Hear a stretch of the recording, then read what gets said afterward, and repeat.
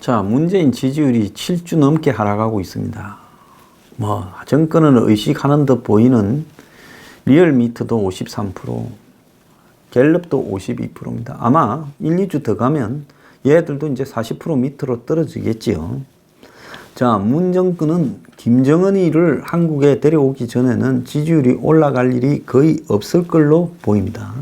자, 그런데 지난 주말에 아주 희한한 일이 두 개 있었습니다. 해경궁 김씨라고 문재인을 많이 비판해온, 문 정권을 비판해온 이재명의 주변 인사로 보이는, 특히 여기에 지난 경기지사에서 전해철을 내세우고, 그리고 그러면서 특히 그를 통해서 이재명을 절대로 지사가 되지 않도록 막으려고 했던 사람들 쪽에서는 이재명이 지사가 된 이후에도 신문에 광고를 내고, 또 어떤 변호사를 중심으로 해서 전해철도 고소했다가 전해철은 취하하고, 본인이 이걸 끌고 가기는 부담스러웠겠죠. 신문의 핵심이니까요. 그래서 전해철은 빠지고 변호사와 문바들이 소송을 해왔습니다. 무슨 소송이냐? 해경궁 김씨라는 트윗을 가진 사람이 명예훼손과 음해들을 해왔는데 공직선거법 위반이나 명예훼손으로 조사를 해달라.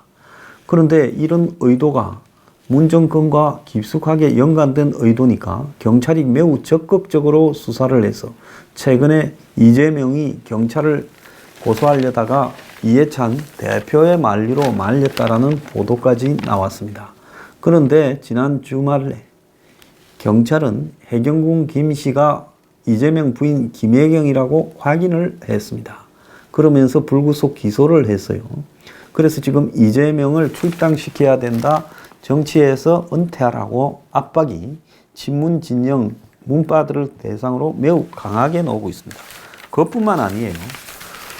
박원순 서울시장이 현재 문정부와 갈등을 일으키고 있는 노조들, 그 중에서도 한국노총의 집회에 참석을 해서 주먹을 이렇게 쥐고 구호를 외치면서 나는 노동존중 특별시장이다, 노조하기 편한 시를 만들겠다고 했습니다. 그러니까 현재 문재인의 유력한 후계를, 즉 정치적 후계자가 될 현직 서울시장과 경기지사 두 사람이 문 정권과 지금 맞서는 양상, 그리고 그들을 또 압박하기 위한 정권의 제스처가 동시에 지금 튀어나오는 현상이 벌어지고 있습니다. 자, 이재명 건에 대해서는 저는 이재명이란 사람이 김부성과 또 형님, 형수와 무슨 정신병원 입원과 욕설과 또 더 나아가서 무슨 트위터에 벌어지고 있는 이런 논란들을 끌어가는 부분에서 이 사람이 절대로 원만한 자기 지도자의 자격이 있는가에 대해서는 회의를 가지고 있습니다. 살아온 삶이 어떻더라도 사람이 이렇게 올라갈수록 다듬어져야 되죠. 자, 그건 본인의 문제고, 다만 이 부분을 가지고 상투적으로 이재명을 욕하는 입장에서는 한국당은 또 비판을 했어요. 이재명 물러가라고. 지금 이재명이 물러가고 선거하면 한국당이 지사가 되겠느냐? 어렵다고 봅니다. 현재로서는 좀 기다려야 되죠. 그런데 우리는 이런 사안을 볼 때, 또 박원순이 노조 집회에 가서 문 정권이 노조와 갈등을 일으키고 있는 상황에서 집회 참여하고 연설을 한 데 대해 우리는 좀 이제의적인 실용적 사고를 할 필요가 있다고 보고 있습니다. 솔직히 말을 하자면 안희정이가 무죄를 받은 이 미투로 저렇게 정치적으로 날아가 버린 부분, 1심에서 무죄 나왔잖아요. 좀 의아스럽지 않습니까? 물론 이 전반적인 보수적 관점에서 봤을 때는 자기의 유력한 대선 후보가 날아갔다라는 것은 다행이다, 이렇게 볼 수 있겠지만은, 다른 한편으로 왜 지금 정권의 핵심이, 특히 지금 이 정권의 핵심은 임종석이라고 그렇게 바라볼 때 이렇게 집요하게 자기 편들을 죽이는가에 대해서 한번 해석을 해야 되죠. 지금 이재명한테 벌어지는 이 논란도 이재명이 다른 정권에서 경기도 지사였다 하면, 여권의 지사였다 하면 이런 일이 벌어지겠습니까? 안 되죠. 유야무야 되고 김부선이가 나와서 뭐 이재명 신체의 비밀을 말할 수만 있겠으며 경선을 할 때 이런 것들이 터져 나오기나 하겠습니까? 명예훼손이 겁이 났어요. 사실이라 하더라도요. 또 폭력배하고 연관성 뭐 또 그것도 있죠. 어업들 중에. 그런데 다른 데는 도저히 나올 수 없는 일이 이재명에게는 집요하게 날라오고 있습니다. 이건 뭔가 하면 정권의 핵심 실세가, 아니면 문재인이든 누구든 이재명이 싫다, 제거돼야 된다는 입장을 가지고 있고, 그러니까 이 싸움을 집요하게 끌어오고 있는 것은 문파들과 문파 성향을 가진 변호사예요. 그러면서 모금까지 해서 신문 광고까지 내고 해경궁 김씨 이야기를 해오던 거 아닙니까? 그럼 이거는 뭐냐? 과거에 드루킹과 경공모에 위에서 오다가 떨어지면 열심히 여론 조작을 한 것처럼 누군가가 이재명을 집요하게 공격하라는 신호가 떨어졌으니까 이러는 거 아니겠느냐? 아니면 그냥 단지 문재인을 많이 비판했다고 그들이 자발적으로 이렇게 한다는 거냐? 그렇게 하더라도 위에서 신호가 떨어져서 그러지 마라고 문파들을 이렇게 앞세우고 있는 그 핵심 빠돌이 몇 명에게만 오다만 내려가도 조용할 거 아니에요? 위에 사람의 생각이 아니니까 입 다물어라. 그러니까 지금 이런 일이 벌어지고 있고 경찰이나 검찰이 이렇게 움직이고 있는 것은 뭘 의미하느냐? 문을 공격하는 이재명에 대해서는 절대로 이대로 다음 대선으로 보내줄 수 없다라는 권력의 핵심의 의도를 눈치가 백단인 경찰이 읽어서 그런 거 아니겠느냐, 이렇게 해석을 좀 할 필요가 있다는 거죠. 자, 그러면 왜 문 정권의 핵심들은 이런 일들을 벌여가는가에 대해서 우리가 좀 봐야 되겠죠. 자, 그 전에 도대체 무슨 말들이 오고 가서 이 난리를 치고 있느냐 한번 봅시다. 이 골뱅이 08 다시 HK 김이라는 이 트위터 계정에서 이제 문제가 되기 시작한 거는 2016년 12월 12일 날 문파들의 지랄에 이재명이 살아남을지 내기하면 재밌겠네요.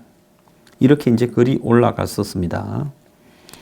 자, 그러면서 문 후보 대통령 되면 꼭 노무현처럼 될 거예요. 그 꼴 보지 말자고요. 그 다음에 그게 2016년 12월 31일이고, 그 다음에 국민을 개돼지로 하는 문재인. 심지어 한국말도 통역이 필요한 문어벙.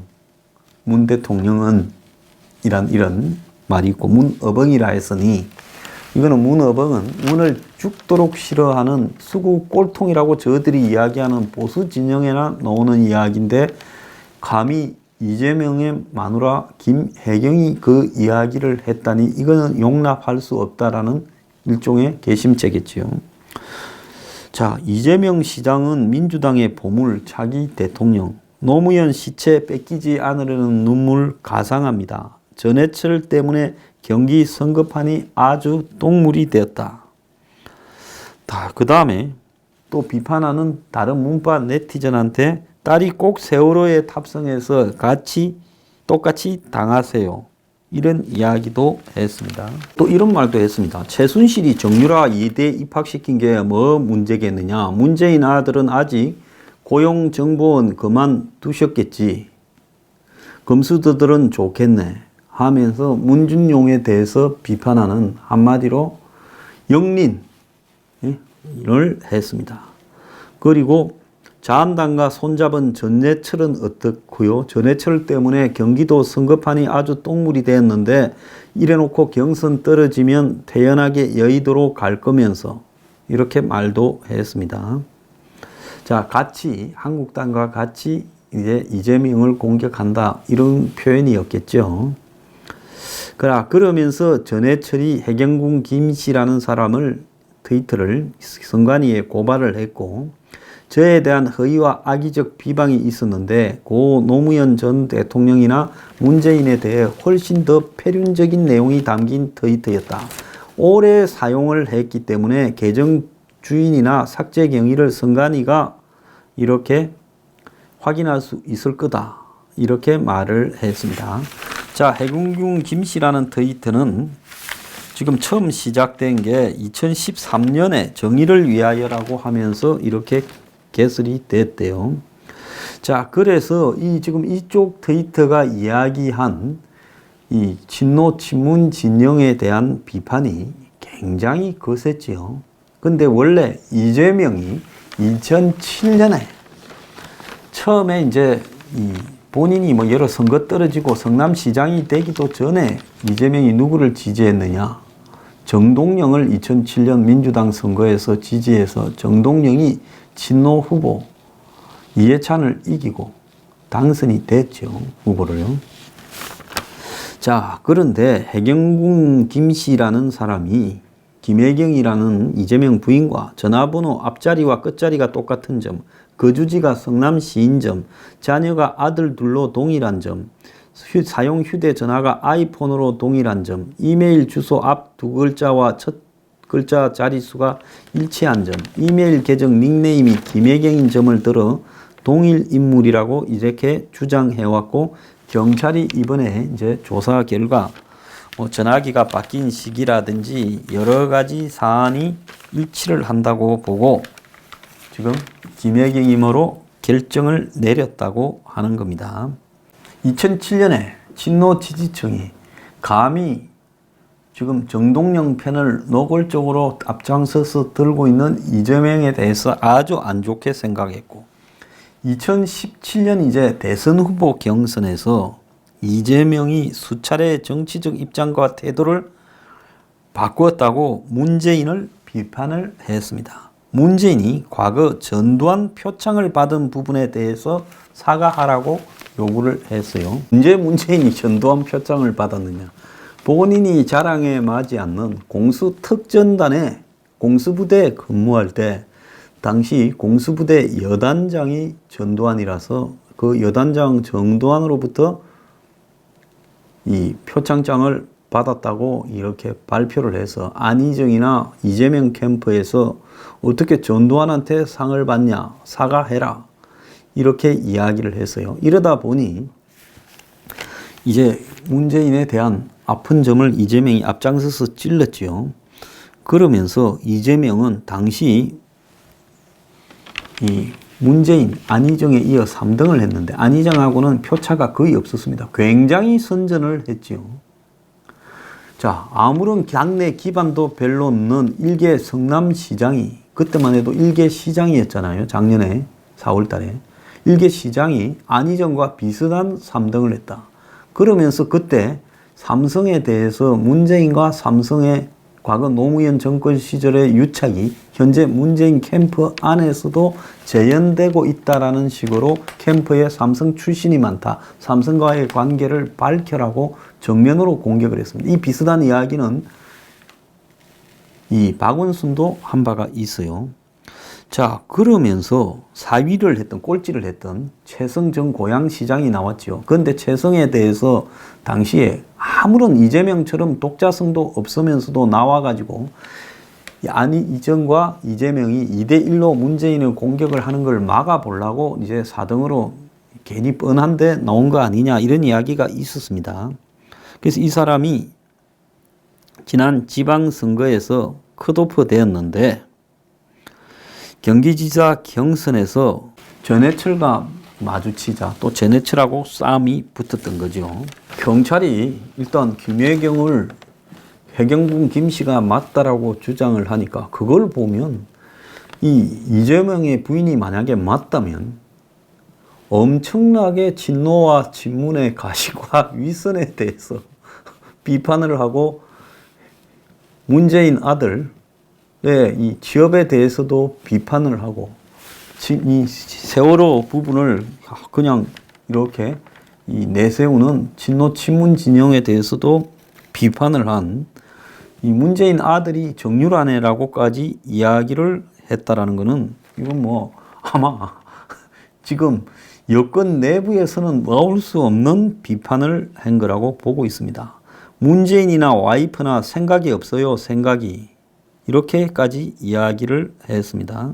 그러면 경찰은 뭘 가지고 이 김혜경이라고 이야기를 하느냐. 자, 이재명의 대학 입학 사진을 2014년 1월 15일 올렸는데 김혜경이 자기 카카오 스토리에 이걸 올린 뒤에 10분이 지나서 해경군 김씨 트위터에 곧바로 같은 사진이 올라왔다는 거죠.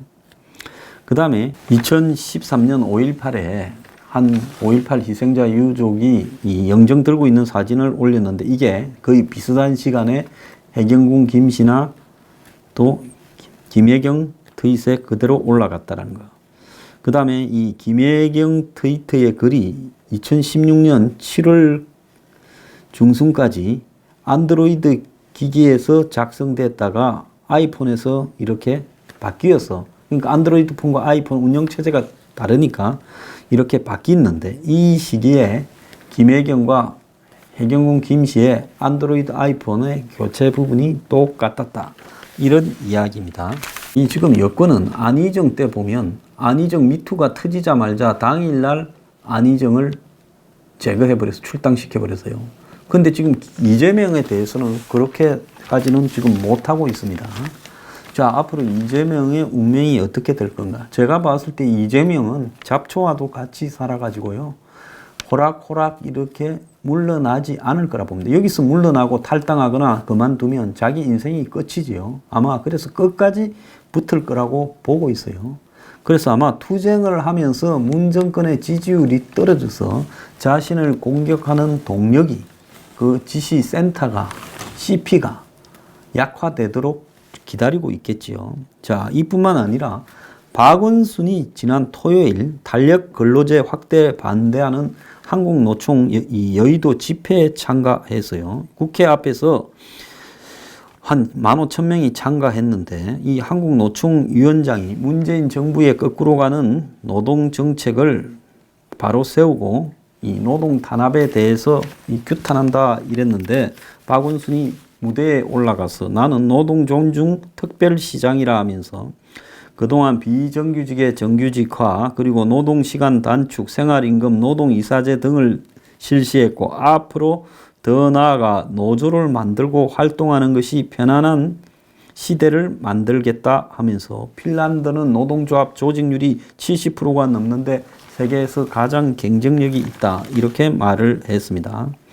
이런 박원순의 말이 알려지자 여당 내부에서는 부적절하다는 이야기가 나왔고 자, 이 탄력 근로제 확대는 여야 정 상설 협의체에서 합의해서 여야당이 공의 추진 중인데 박원순 시장이 집회에 가가지고 이를 반대하는 노동자 집회에 가가 대놓고 공개 발언하는 것은 우스운 일이다. 이렇게 말을 하고 또 서울교통공사의 고용세습 국정조사를 한국당이 요구하는데 거기 책임 당사자인 사람이 집회 참석해서 이럴 수 있느냐. 야당의 이 국정조사 요구를 고용비리, 채용세습 부분을 힘들게 방어하고 있는데 당사자가 가서 그렇게 선동을 해대느냐 이렇게 말을 하고 있습니다.